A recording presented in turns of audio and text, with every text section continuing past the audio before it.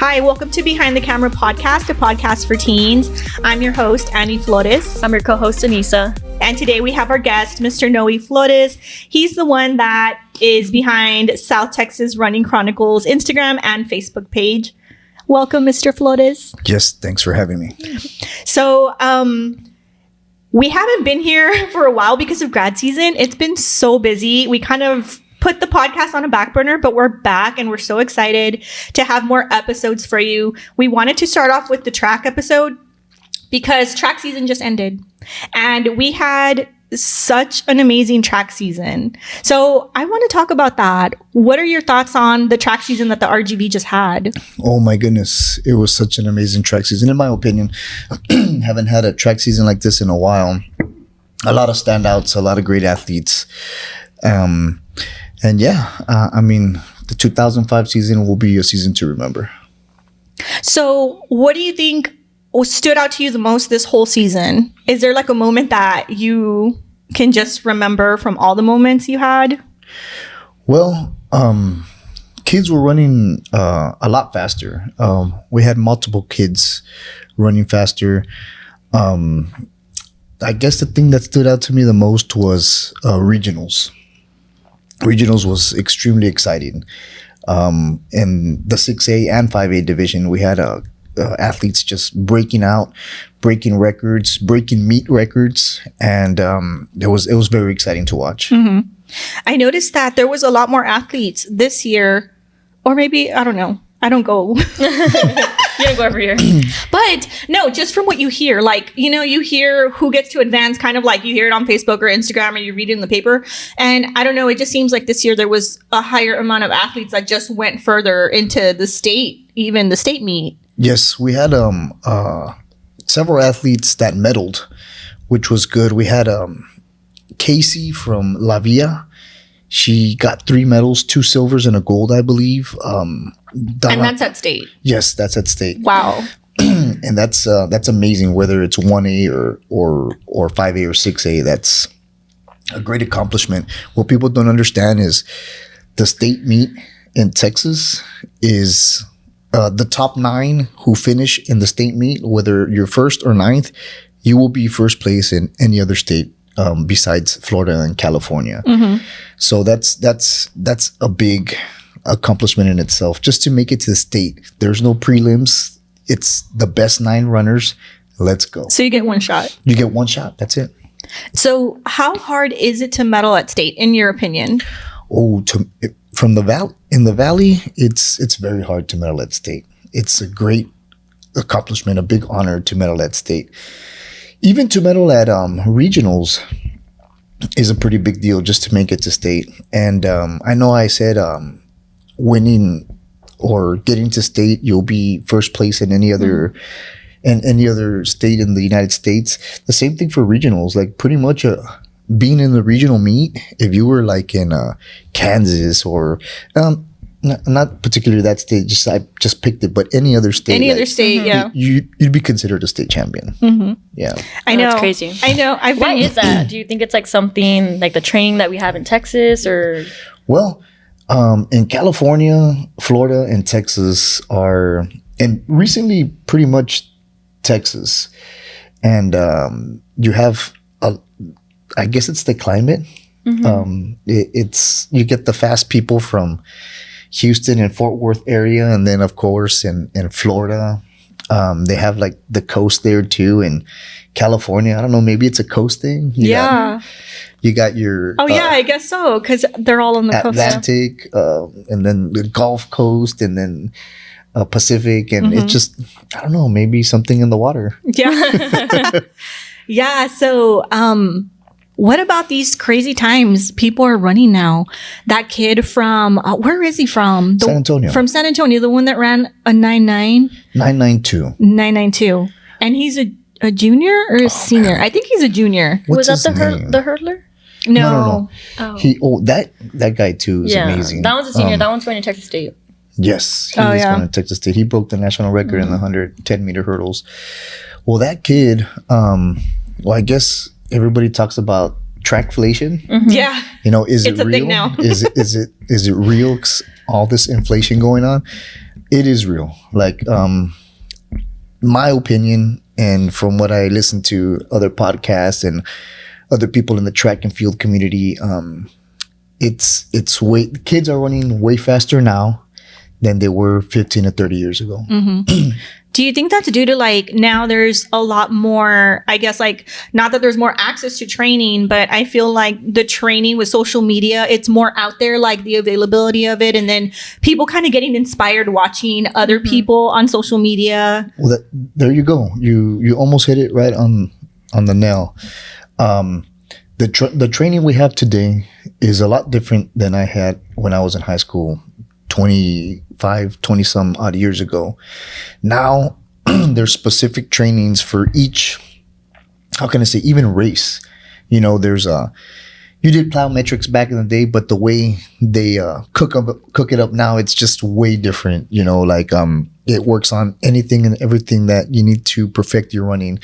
You have these coaches out there, great coaches, who have these speed camps who just help develop the kid and the sense of a better start off the blocks, or the mechanics running down in your drive phase or whatnot.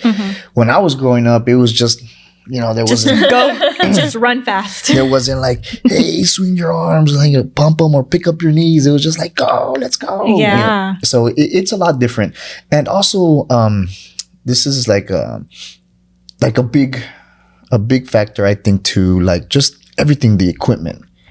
Like the equipment they use, the spikes themselves. If you were to see my track shoe compared to a track shoe today, like you see little bubble air cushion on these Nikes and all this, it's way different. The track itself is made out of a whole different material. So that definitely adds to the ability to go a lot faster. And not only that, but if you really think about it too, if you had like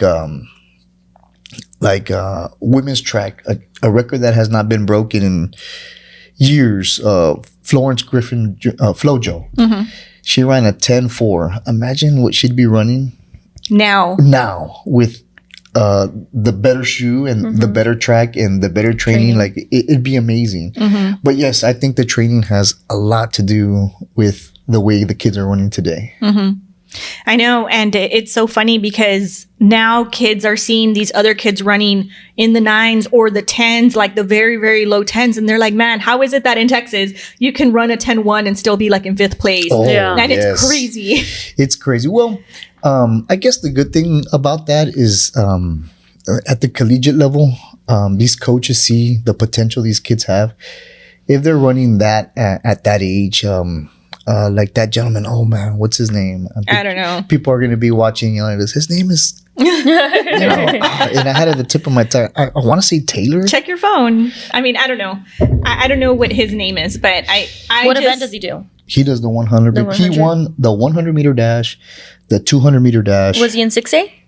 Or 5A? Yes, 6A. As a matter of fact, he actually broke Noe Lyles' high school records. Oh, wow. Yes, he did amazing. Let me search this up real quick. So what do you think, like for the kids that are kind of like, I'm going to hang up my spikes, like there's no way I'm ever going to run that. Like what advice would you give those kids? Oh, Tate. Yes, Tate Taylor.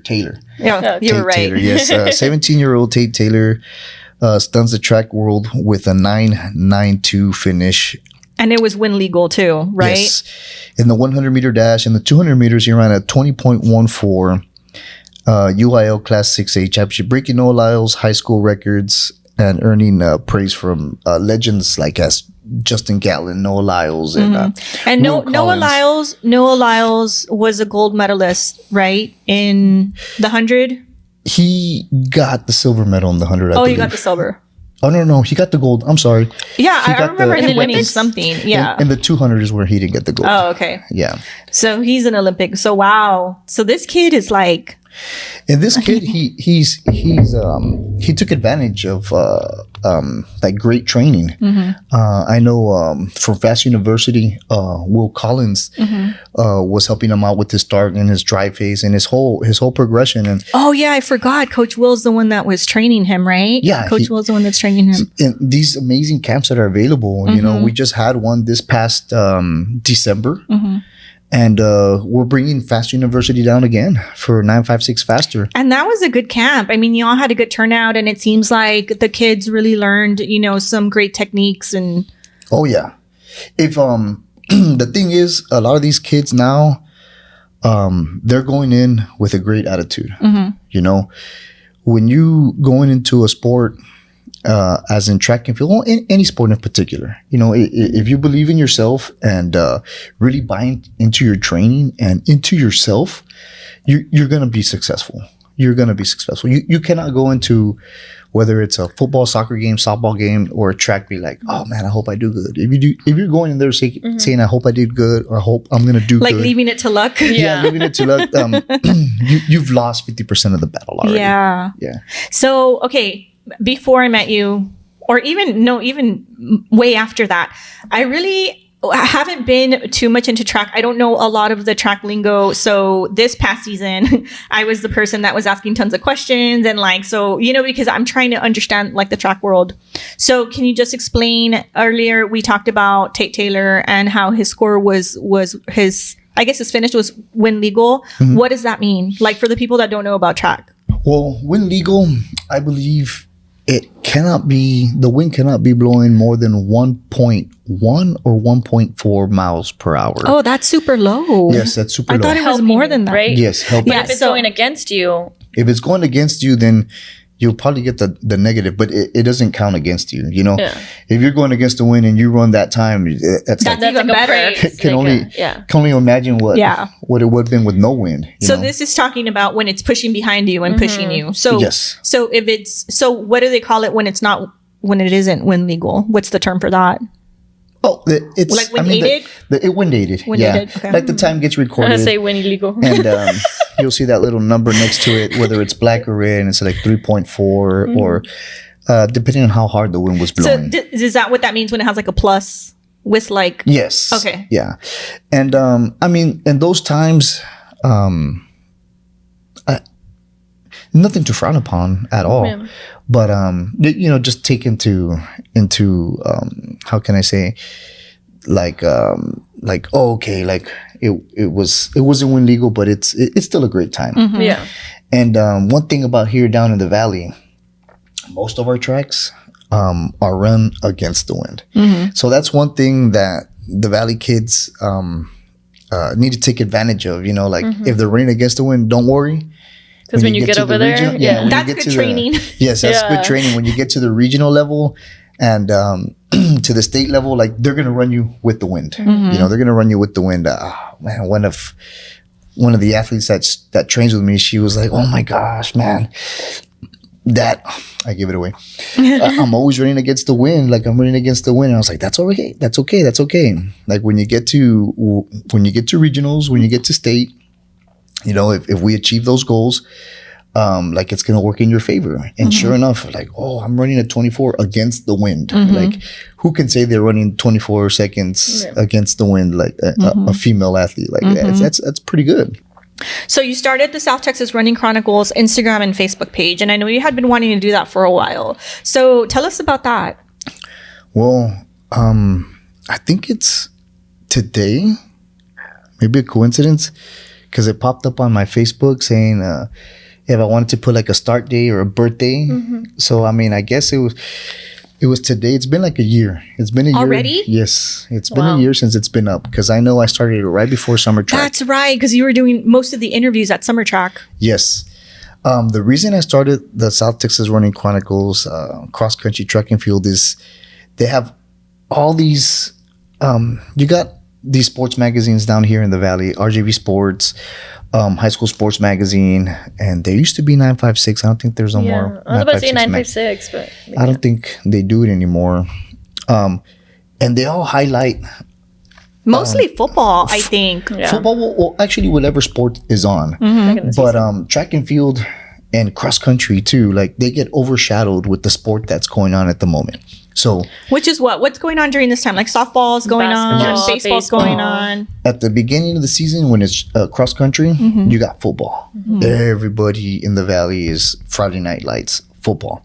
You know, so And the meets for cross country are Saturday morning. yes, and the meets, Yeah, like at 6 in the morning. the meets are early, and not only that, they don't start mentioning cross country till the district meet comes, Yeah. or whoever made it to regionals or state, and they will not talk about cross country.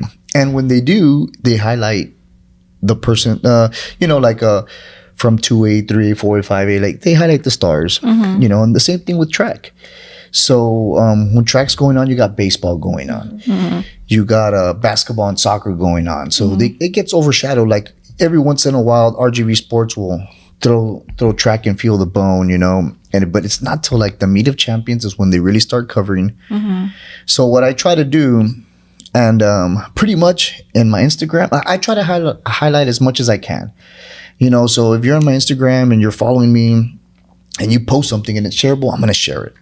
If there's some content that I can put out there in the sense of like, okay, and I did it twice during the season, I ranked as much as I could. Like I ranked the 100 meters, 200 meters, 3,200 meters, and I ranked these people long jump, triple jump, pole vaults, and just so they can see like their progress, you know, so it can give attention to the track and field cross country world, you know. So year round, I'm going to try to put as much stuff as there. There's going to be the dead zones where.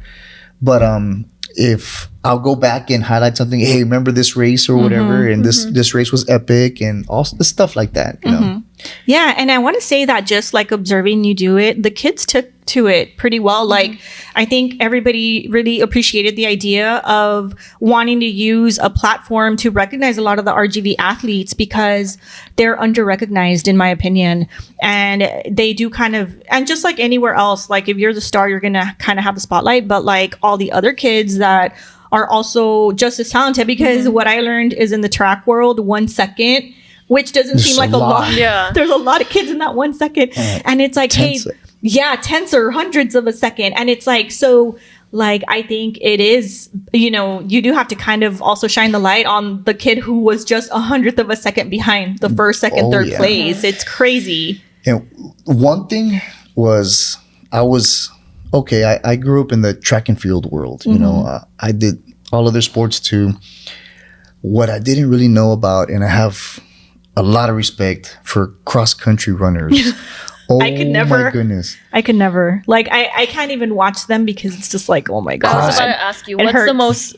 the hardest event you think would be? Well, Like in track and field. we'll get to that right now. Okay.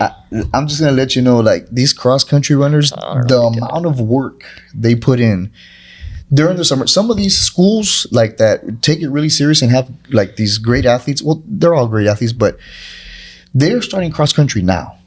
For next year. For next year. They're starting, they're running, we're going to run 10 miles today. We're going to run 4 miles today. Crazy.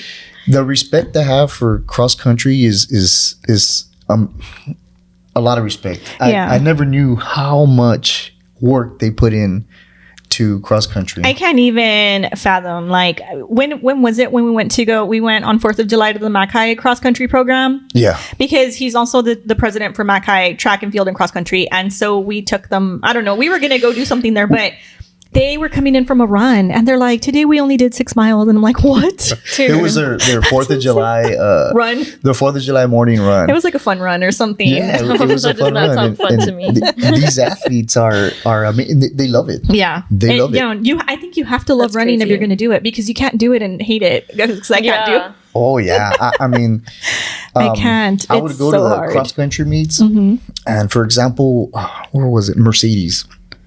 They had this little hill, and they go around and they disappear for a while and come back. And on their second lap, because it's a 5K, Yeah. you know, on their second lap, I was like, oh, you know what? I'm gonna get footage running up the hill, and then I'm gonna run all the way across over here and get them. So by the time I got over there, I was like, oh my god.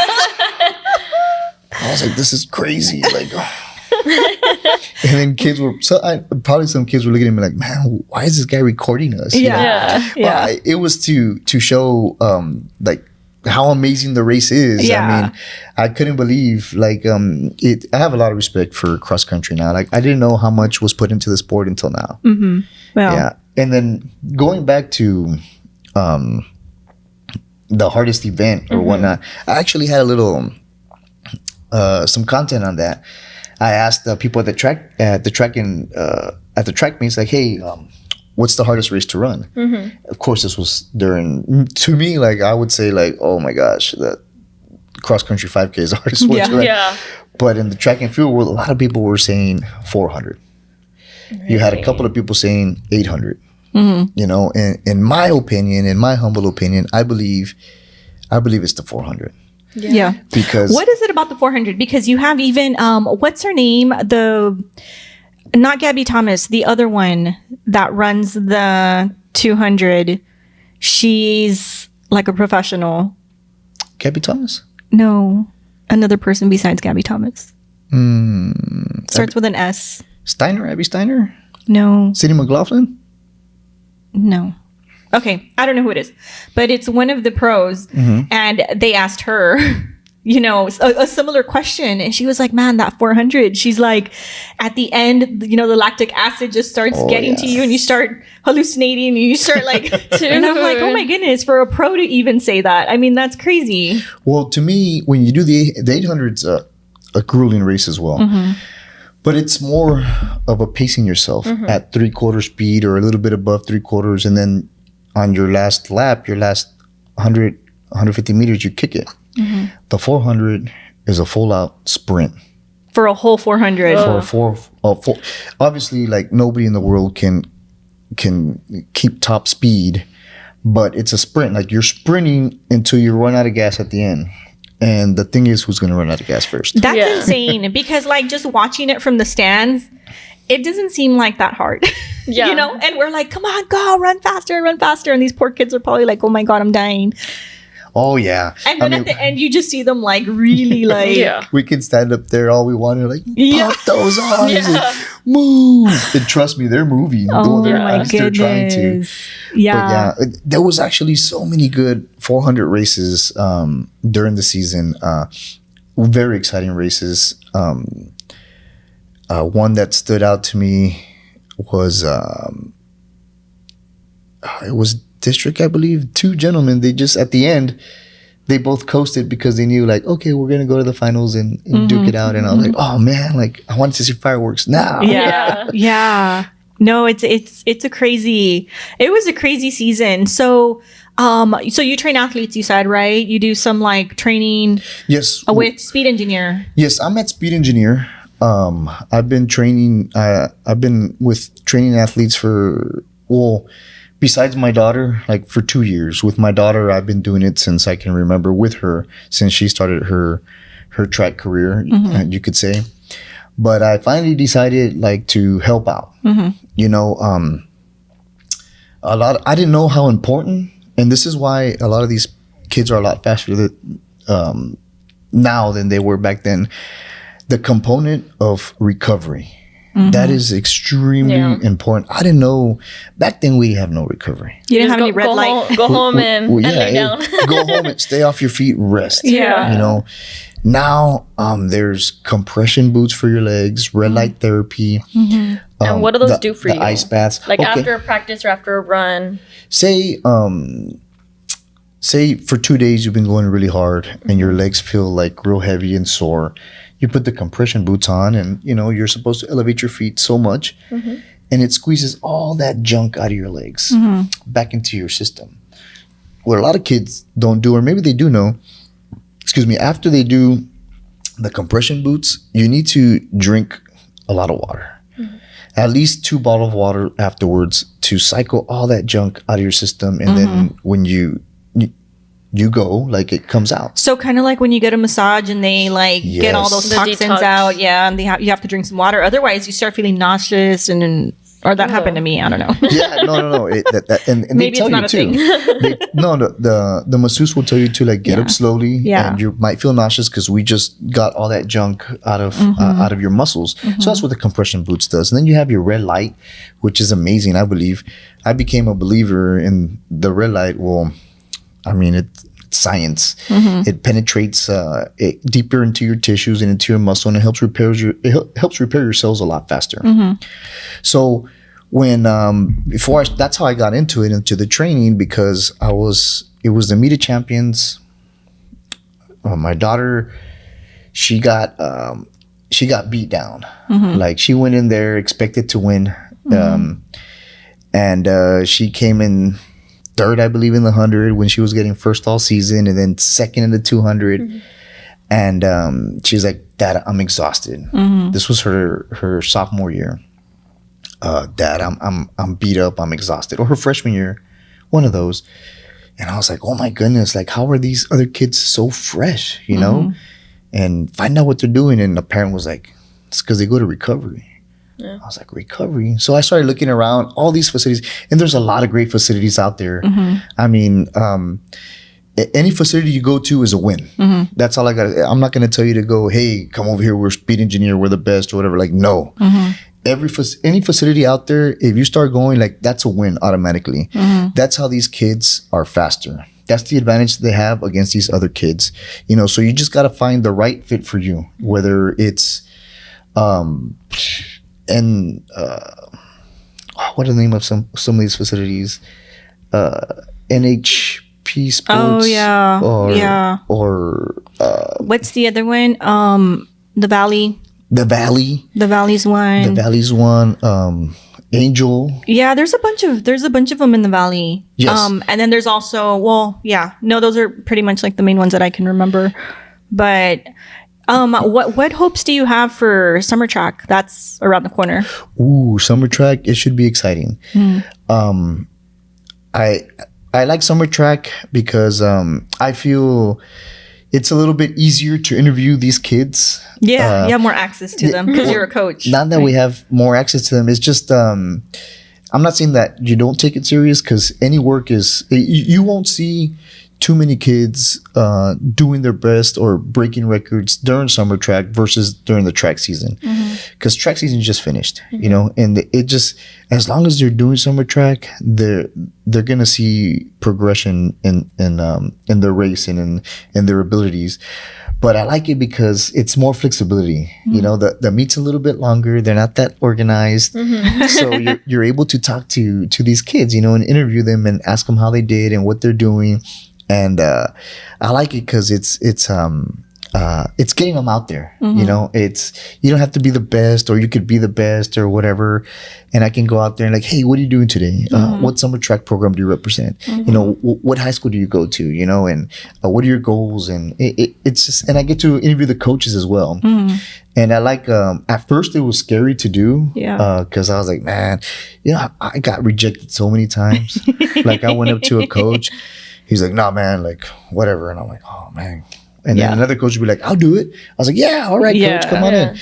But I get more coaches and athletes wanting to participate than I do get not wanting to participate.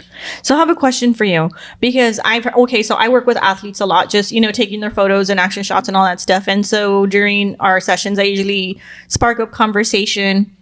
And one of the things I've asked them about, now that you're kind of in that world, is summer track. And some of the things that they've told me is like, "Well, my coach doesn't really want me training in the summer. They're afraid of burnout." Like, what's your thoughts on that? Because for me, I feel like training in the summer it's better. Yeah, it's beneficial. And you're moving your body Yes. rather than sitting at home, staying up all night, watching TikTok. We do have,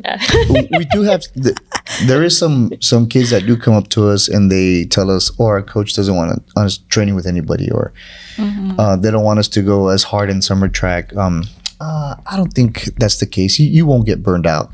There's so much space in between from summer track till actual track season. Which starts in like late January or February? It starts, the meets start late January, February.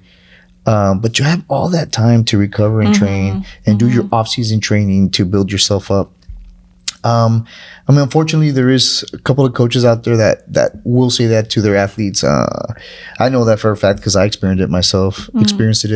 Like, I had an athlete go, "Oh, you know, I'm not going to be going too hard because my coach doesn't want me get burnt out, or they don't want me working with anybody. And I'm like, that's unfortunate, because you do learn some skills in summer track, depending on what summer track program you're in, like, and how good their coaches are, like, you will learn some skills.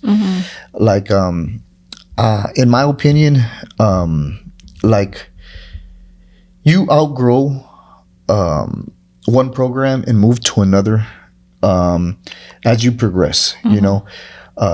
We started in Team McAllen. Amazing. I love Team McAllen. I ran for Team McAllen when I was growing up, and I even won a TAF state championship with Team McAllen. But once you get older, like, and you're taking it really serious, and you actually stand out as an athlete, you're looking for the better equipment, the recovery, all that stuff. What can they offer you? And these kids want to put like teams together. Like last year, the Jackrabbit was battling with like the Valley. Yeah, and they had two great programs, man. The Valley is a great program. Jackrabbit's a great program.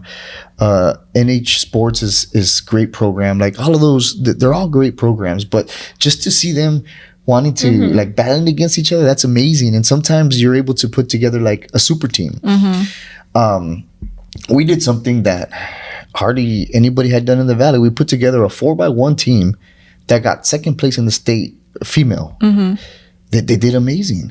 We got a girl from Vela, a girl from Mackay, a girl from Westlaco, and a girl from Hidalgo. Like, and these were fairly fast girls, like, and their names were well known. If you say Azia Casas, people will know who that is. If you say Sofia Flores, they would know who if you say Sadie Romero, they would know. We were able to bring them together. Joanna from Hidalgo. And I was like, oh my gosh, like, this is amazing. And then we were able to put a team together that won first in the state in the 4x4. Yeah. We had Anne from Memorial, San Juanita, the Valley legend, was in our 4x4. And oh my gosh, it's amazing. Like, it was. So, I mean, maybe I got off topic. So exciting. No, that's fine. It is exciting. And so, like, when it comes to the athletes that you train at your facility, what kind of progress did you see with them over this track season? Oh my gosh. It's extremely rewarding. When these athletes come to you, and they're there for a reason. Like, when an athlete comes to me and it's the parents coming to me, I ask myself, is this the parents wanting this, or is this the athlete wanting this? Yeah. Which a lot of the times it could be the parent. Yes. Yeah. So what I do is I tell the parent, like, hey, like, bring them for a session. We'll try them out, and I'll see how their attitude is. And the minute they come in, I let them know right away, you're here for a reason, This isn't going to work if you don't believe in yourself. This isn't going to work if you don't apply yourself. And not that you're pumping them up, you're telling them the truth. Like, everything I just said is reality, And then to see that athlete put it together, believe in themselves, take the workouts very serious, and then see them progress, going from being ranked 15th or to moving all the way to number 6 or to number 5, and then qualifying for a final in a district meet when they weren't even in the mix. I was like, oh my gosh, it's so satisfying. Yeah. And there's going to be little hiccups down the road, and you just got to get over it. You got to put it behind you. In track and field, you have to have a fast, your memory, you got to be 10-second Tom from 51st Dates. Like, you got to forget it. If something happens, forget it. Put it behind you, because there's another race coming up. Learn from your mistake and move forward. And track and field is an amazing sport in the sense where nobody's going to save you. Like, you're out there by yourself. I was going to say, it's such an individual sport. And so, like, just in my opinion, not being a runner at all, like, the training has to be there. The motivation has to be there. It has to be intrinsic, because like, there's no one to save you. Like, it's not like a football team where like you somewhat can carry each other. This is like, you're out there by yourself. Besides the relays, you're out there by yourself, But even with the relays, though, you have to carry your weight in a relay. Because if one person is a little bit slower, and it's gonna be noticeable. Yeah. Where it's just like, oh, there you go, and then we're gonna try again. Oh yeah. So yeah, no, overall, I was just like super impressed with the progress that the athletes that you trained made. I mean, just, observing from afar. And man, they made really good progress. And I was super impressed with like their performance, getting all the way up to like regionals and state. And Oh yeah, I even had an athlete transition from the 100 meters to the 400 meters and got a scholarship for it. Oh wow. yeah, that's amazing. Yes. When you have a college willing to pay your entire tuition to go run. And it was amazing because she came in and I don't know, and we had a talk. She started training and the attitude just changed, and I just saw her building herself up. It was just amazing to see an athlete like that progress. It was now I know why I'm doing this. It's not just because of my daughter, but it feels so great like helping these other athletes out, and to watch them get so much better is amazing. No, definitely. And, I think that just doing what you do, it has to, you have to have a gift to do that. In my opinion, like any trainer or any coach, you have to love what you're doing, and you have to be able to execute it also. Like, I feel like it's just something that you're blessed with, to be able to work with the kids and actually make a difference for them, physically in sports and even mentally, emotionally. Like, I think one of the hardest things about sports is like the mind, the mindset. And it's like, I would tell Sophia sometimes, before a race, I'd be like, hey, your body, you need to remind your mind what your body can do. Like, your body has already showed you what it can do, but it's up here sometimes that you kind of get stuck. And so having a coach or someone to kind of help you through that is awesome. Yes. It's the support you have. Like, and it has Definitely. it has to come from your parents. It has to come from your coaches, and then the people you surround yourself with too. I'm lucky enough that I have my partner, Coach Jacob Molina, and I'm very fortunate to have Coach Will Collins. Shout out to Jacob and Will. Yes, shout out to Fast University and Jacob Speed Engineer.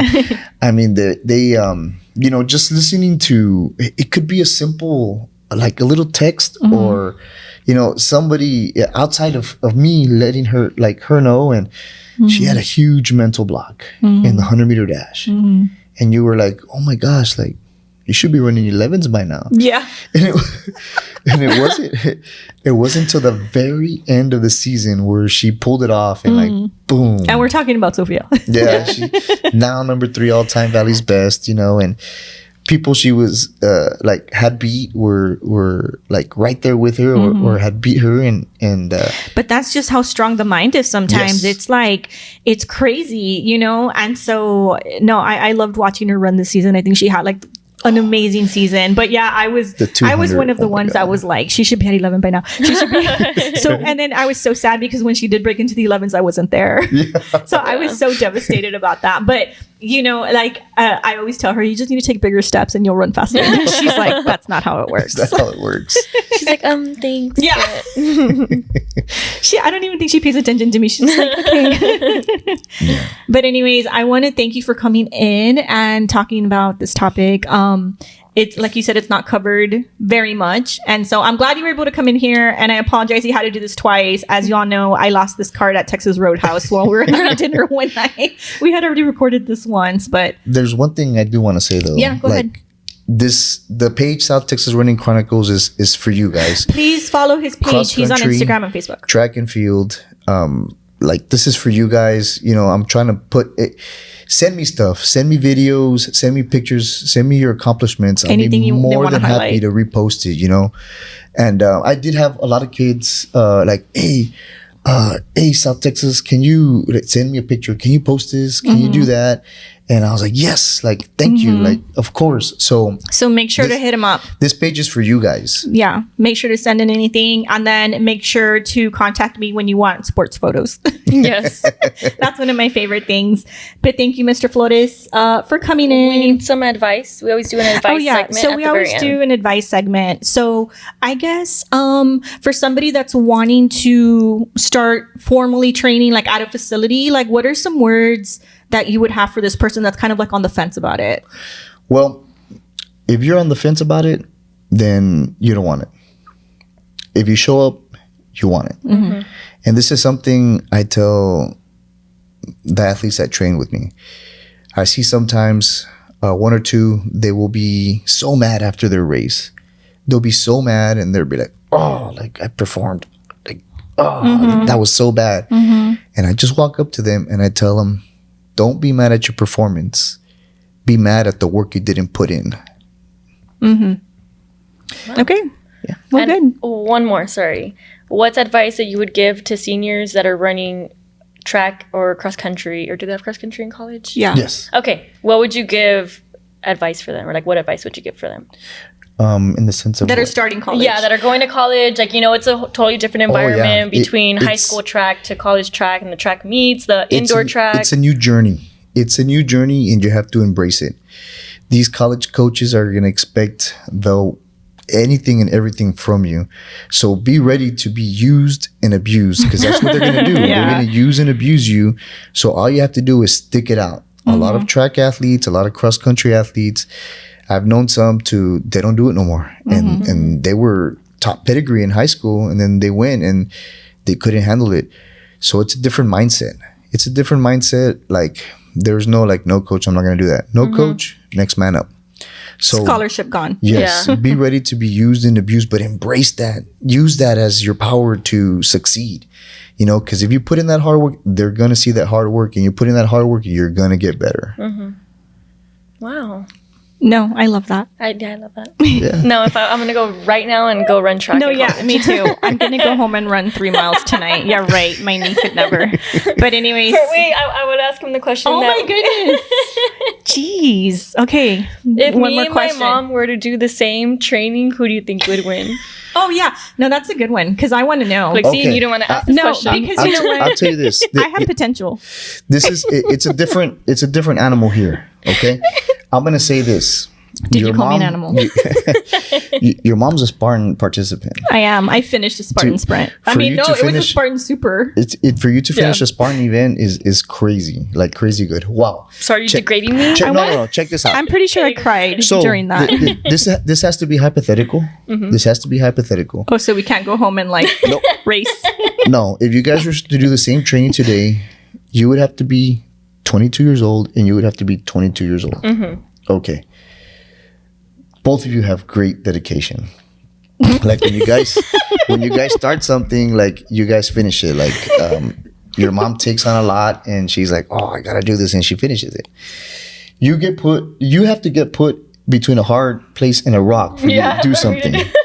So I will go with your mom 100% if we get the same training. Yes. Only because I've Wow. seen her in I action. love it. Well, I've just I seen have you tumbled, flip. I just tumbled down the field, so She has tumbled the whole football field, yeah. so I can't do that. I'll be hearing that. But that's have for you sure. carried a bucket yeah. of rocks up a hill? Oh my No, God. honestly, I haven't carried a heavy camera for 4 hour Oh 4 hour football my game. God. Or 2 hour football game. That in itself is like, yeah, my shoulders. So props to each of us. But anyways. that was a very good question that I wanted to ask.